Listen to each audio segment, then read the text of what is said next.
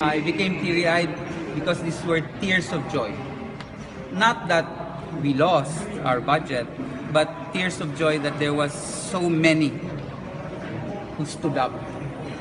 Not a majority, but so many. And in fact, many of those at the first stage who did not vote aye, but had to stand up later, also approached us and said, that's the politics of the majority. But we had their sympathies as well. So I was moved by the solidarity that I saw from many members of the House. And that solidarity, that empathy is what will carry us on as we move forward on this. This is just a mere hump on the road. We will not be cowed. And so we will prepare. If we need go to the Supreme Court on this issue, we will consider that as well. So for now, we draw strength from the courage of our friends who supported us. We will encourage our employees to continue to do the hard work every day. And we will appeal to our friends in the Senate to help us. Can we restate the issue, Mr. Speaker, for the guidance of the members of the House? The Majority Leader will Mr. Speaker, restate the issue. And may I request all the members to take their seats so we can count the voting. So, Mr. Speaker, in response to the Honorable Lagman, we are now asking those in favor of the motion of the Honorable Marcoleta to please rise. Those opposed, please stay seated. Please rise, those who are in favor of the motion of the Honorable Marcoleta reducing the budget of CSR to 1,000 pesos. You have Mr. three Speaker, minutes. the reason why the distinguished Representative Marcoleta is asking for the reduction of the budget of the CSR to only 1,000 pesos is that he's accusing the CSR for dereliction of duty by not investigating the offenses committed by the Abu Sayyaf, by the Maote group, and other rebel groups. He has failed to distinguish that there is a difference between common crimes and violations of human rights. Not all killings, abductions, and ambushes are considered human rights violations.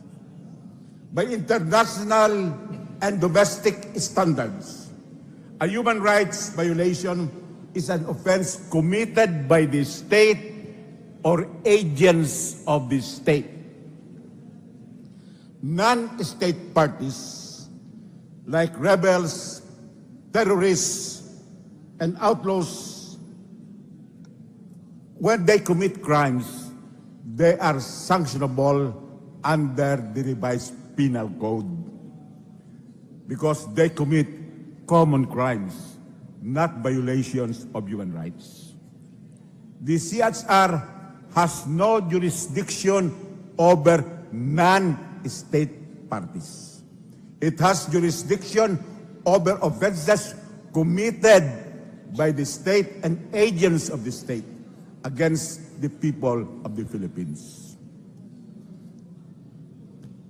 Mr. Speaker, when the committee of the CSR was committed by President Cory Aquino in May 1987, she was still exercising her legislative powers under the revolutionary government because Congress, the 8th Congress, has not been convened at that time.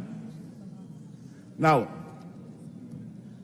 the CSR is a constitutional body.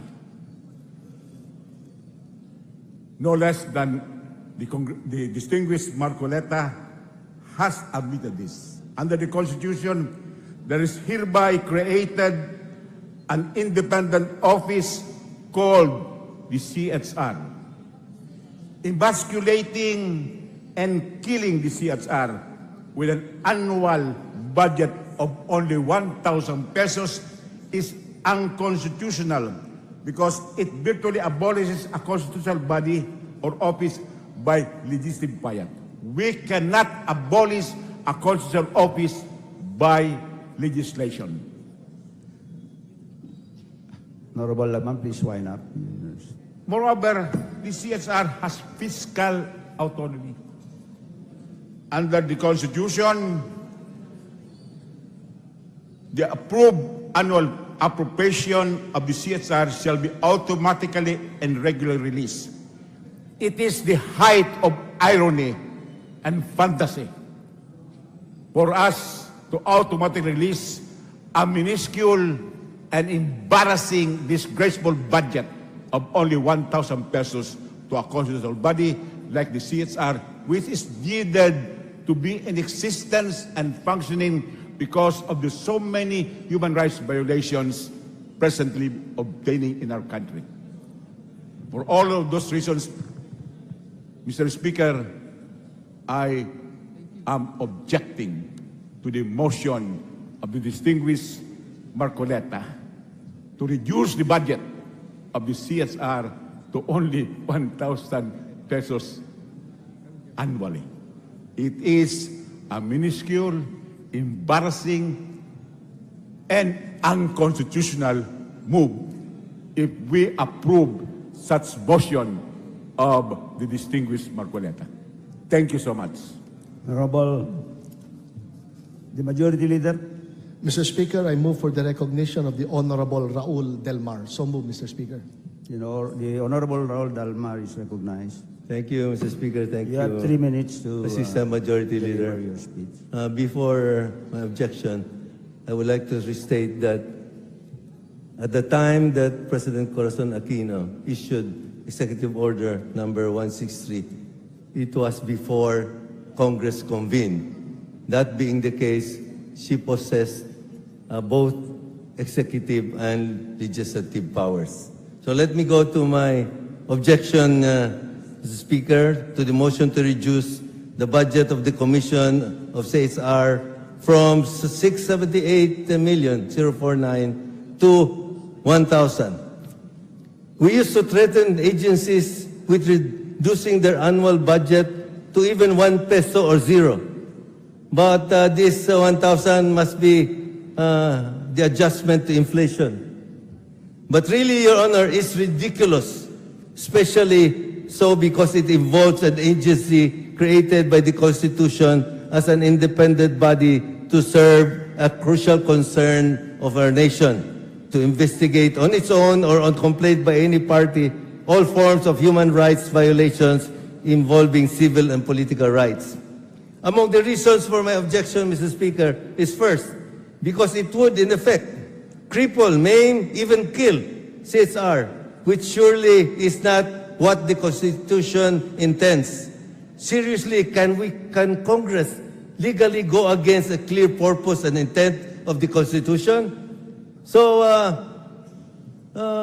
who's kidding who here, Mr. Speaker? 1,000 is practically abolishing the CSR because CSR can no longer function on such a ridiculous amount. And so we are actually abolishing, in fact, the CSR, which we don't have the power to do so because it is only an amendment to the Constitution that can do that. Second, because CSR has obligations under the Constitution as well as to the international community that upholds human rights. Third, its functions are misunderstood by many people, including some of our leaders, who think CSR defends only criminals. I wonder how we must look at the global community when we don't recognize and appreciate the job that the CSR has been doing. We need to be reminded that CSR was created to help curb excesses and abuses in the seat of power. The framers of the 1987 Constitution saw it fit to create CSR as an independent body free from coercion or reprisal. Mr. Speaker, our lack of empathy with CSR could also be because many of us think that all victims of human rights are drug dealers and criminals. Does this ever occur to you that many victims of human rights could also be innocent people, even our neighbors, friends, and family? Fourth, even assuming CSR has been deficient in its May I work. remind the honorable gentleman Winding up, that you Mr. have Speaker. consumed your 3 minutes. Yes, winding up. Even assuming that CSR has been deficient in its work, the remedy is not to terminate or immobilize the constitutionally mandated agency. Let the people who would vote on future amendments to the Constitution decide. This fate of the Commission on Human Rights, not us, not by mutilating and mangling its budget. Thank you, Mr. Speaker. Majority Leader. Mr. Speaker, our parliamentary status is that now we shall divide the House. Those in favor of the Honorable Mr. Speaker, Marcoleta's I move motion for a nominal will voting say on this measure, Mr. yes, Speaker. A, and those Mr. who are Speaker. against will say nay. So with that, Mr. Speaker, we will now divide the House. We will now divide the House. We divide the House first before if you can move any nominal voting. If you wish to do so, after the voting. Those who are in favor, please say aye. Aye. Those who are against, say nay. Nay! The ayes have it. Speaker! Speaker, malinaw po yun. Malakas yung nay. Mr. Speaker, now I move for nominal voting. Let us clarify the voting. The voting is for those who are in favor for the reduction of budget of CHR to 1,000. Please say aye. Aye. Those. Ituloy mo, Mr. Speaker. O, day naman, sanay. Please, the gallery, do not vote with his voting. I would like to clarify. Those who are in favor of the motion of Honorable Marcoleta, which is to reduce the budget of CSR to 1,000, please say aye. Aye. Those who are against, say nay. Nay! Mr. The Speaker. ayes have it. Mr. Speaker! Mr. Speaker! Malinaw po yun. Speaker. Mr. Speaker, do We not will- commit the mistake of railroading this measure. It's a very important issue. We heard the voice of Congress. We heard a vote of nay. It was loud and clear, Mr. Speaker, that the Majority Leader. Mr. Speaker. Mr. Speaker, our rules There's a on motion voting for nominal are very... voting, Mr. Speaker. Please, Honorable Villarin, there are rules in the House of Representatives. Section 115 is very clear. And I go to the second paragraph. If the Speaker doubts the result of the voting, or if a motion to divide the House is carried, the House shall divide. The Speaker shall ask those in favor to rise, to be followed by those against. So it is simple, Mr. Speaker. We will now ask those in favor of the motion of the Honorable Villarin to rise.